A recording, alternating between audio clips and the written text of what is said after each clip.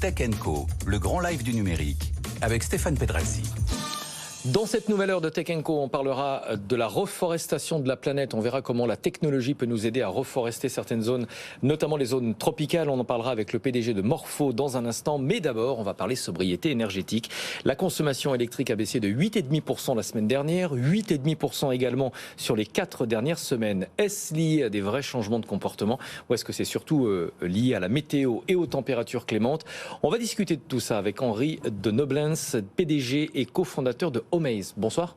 Bonsoir. Merci d'être avec nous. Vous êtes une entreprise spécialisée dans la collecte et l'analyse de données énergétiques des bâtiments. L'an dernier, vous aviez relevé des chiffres intéressants sur le chauffage dans les bâtiments collectifs. 35,7% des immeubles chauffent entre 19 et 21 degrés, 27, un peu plus de 27% entre 21 et 22 degrés, et pratiquement 32% chauffent les logements au-delà de 22 degrés. Ça va être intéressant cette année de comparer les données pour voir si les Français réellement ont fait des efforts par rapport à ce que demande le gouvernement. Alors ça va être intéressant, et c'est intéressant même. Chez Omaze, on a développé une application, donc un logiciel qu'on commercialise en SaaS, et qui permet aux professionnels de collecter et d'analyser les données énergétiques des bâtiments. Les données énergétiques, c'est évidemment les données de consommation énergétique, mais c'est aussi les données de température intérieure, les données de température d'ambiance qu'on a dans des logements, dans des bâtiments équipés de chauffage collectif. Cette étude dont vous parlez, on l'a faite sur les données de l'an dernier, donc l'hiver 2021-2022, et la moyenne de température dans les bâtiments équipés de chauffage collectif sur l'hiver 2021-2022, elle était de 21 degrés. On a refait cette étude sur le même panel de bâtiments cette année, sur le mois entre mi-novembre et le début du mois de janvier. Et ce qu'on voit, c'est que la température, en moyenne, a baissé de 1 degré dans les bâtiments équipés de chauffage collectif. Donc ça veut dire que dans les immeubles résidentiels équipés de chauffage collectif, en moyenne, la consommation énergétique a baissé d'environ 7%. Et on peut utiliser ces données pour inciter justement les Français à faire davantage d'efforts. Ça, c'est l'idée. Et on peut utiliser ces données pour inciter les Français à faire davantage d'efforts.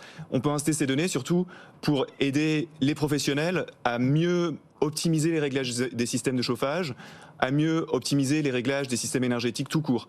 Nous, aujourd'hui, on travaille avec des bailleurs sociaux, on travaille avec des exploitants chauffagistes. Tous, ils analysent des données de température dans les bâtiments pour s'assurer que ces bâtiments sont bien réglés. Et notre application, elle va analyser automatiquement les données de température des bâtiments pour être en mesure d'identifier des problèmes des réglages qui sont évidemment des problèmes de température moyenne, mais aussi des problèmes qui sont un peu plus techniques. On parle d'équilibrage, de différence de température entre les étages d'un même bâtiment. On parle de réduit de nuit aussi. Est-ce que la température baisse la nuit dans le bâtiment ou est-ce qu'elle est constante jour comme nuit? Et ce problème-là, on le retrouve dans le résidentiel, mais on le retrouve aussi beaucoup dans les bâtiments publics. Par exemple, on travaille avec l'Eurométropole de Strasbourg qui a déployé notre solution, un peu plus de 800 capteurs, 800 sondes connectées de température dans les bâtiments publics de l'Eurométropole pour s'assurer que le programme de température est en ligne avec l'occupation des bâtiments. Comment est-ce qu'elles sont collectées, ces données ? Alors ces données, elles sont collectées via un logiciel et on s'appuie soit sur les compteurs intelligents d'énergie. Et là, je pense notamment au compteur Linky dont on a beaucoup entendu parler, mais il y a tous les compteurs qui sont intelligents et communicants depuis des années et dont la donnée est peu utilisée. On s'appuie aussi sur les données du compteur Gaspard pour le gaz. Le compteur Linky, il ne mesure pas la température. Non, alors si vous parlez de la température en particulier, on s'appuie sur les données de sondes de température connectées. Alors nous, on utilise beaucoup des réseaux de l'Internet des objets, des réseaux qui s'appellent les réseaux LoRa et Sigfox. Oui. Les Français l'ignorent souvent, mais il y a des réseaux 0G qui ont été déployés à travers la France et qui permettent à des objets d'émettre des informations à tout instant. Et c'est comme ça que nous, on récolte la donnée de température dans des bâtiments. Ouais, c'est intéressant. Et ensuite, comment est-ce que c'est processé ? Alors cette donnée, notre application, elle va les récupérer en temps réel pour la retraiter, la rendre homogène, être capable de la comparer par exemple à des données météorologiques, puisque quand on parle de température intérieure ou de consommation, on a envie de comparer ces données avec des données extérieures. Je pense à la météo, je pense à les données d'occupation. Et ensuite, on va faire tourner des analyses pour sortir des indicateurs et des recommandations aux utilisateurs professionnels de l'application. Quel est votre business model ? Qui sont vos clients ? Alors nos clients aujourd'hui, c'est exclusivement des professionnels. On a une application SaaS qu'on commercialise en B2B.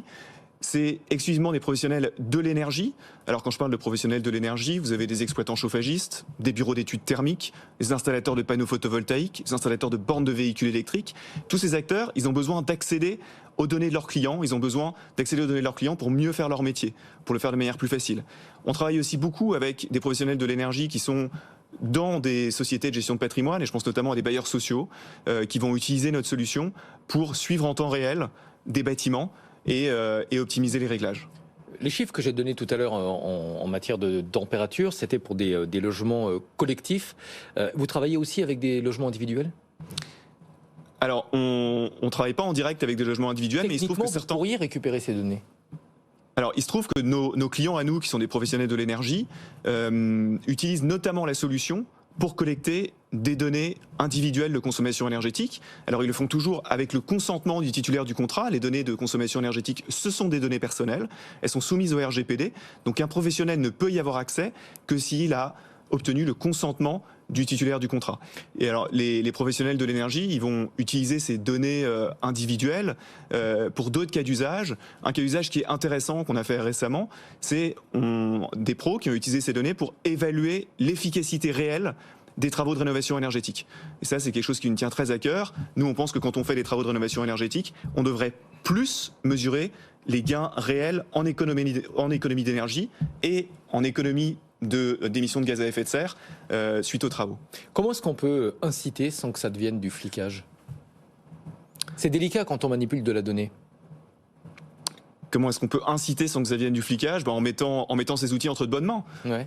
Nous, on met ces données entre les mains de professionnels dont c'est le métier d'inciter et pas de fliquer. Et donc on est convaincu que c'est entre de bonnes mains. Merci beaucoup. Je rappelle donc l'entreprise Omise, excusez-moi, j'ai écorché le nom de l'entreprise et je crois même que j'ai écorché votre nom, Henri Deneblanc. Deneblanc. Voilà, j'avais écorché les deux. Merci beaucoup. Merci beaucoup D'être venu ce soir en plateau.